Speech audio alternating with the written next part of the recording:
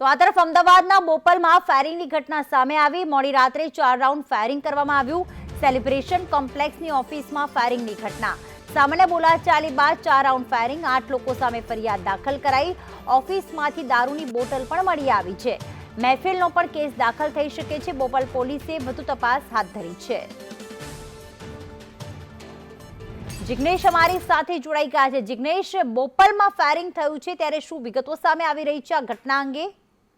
પ્રીતિ, વાત કરવામાં આવે તો બોપલમાં ગત મોડી રાત્રે એટલે કે આજે વહેલી સવારે 4 રાઉન્ડ ફાયરિંગનો બનાવ બન્યો છે। સેલિબ્રેશન સેન્ટર કે જે બોપલ સોબો સેન્ટરની નજીક આવેલું કોમ્પ્લેક્સ છે, ત્યાં જમીન લે વેચનો વ્યવસાય કરનારા વેપારીઓ ત્યાં દારૂની પાર્ટી કરી રહ્યા હતા, મહેફિલ માણી રહ્યા હતા અને તે જ સમયે અચાનક જ જે તમામ લોકો હતા તેમના વચ્ચે બોલાચાલી થતા એક યુવકે તેની પાસે રહેલી રિવોલ્વર વડે 4 રાઉન્ડ ફાયરિંગ કર્યા છે, જેમાંથી બોપલ પોલીસે 4 ફૂટેલા કાર્ટ્રીજીસ અને 2 જીવતા કાર્ટ્રીજીસ કબજે કર્યા છે અને સાથે જ તમામ જે 8 લોકો ત્યાં હાજર હતા તે તમામ વિરુદ્ધ મહેફિલનો ગુનો અને જે વ્યક્તિએ ફાયરિંગ કરે છે તેના વિરુદ્ધ આર્મ્સ એક્ટનો ગુનો નોંધી અને વધુ તપાસ હાથ ધરી છે।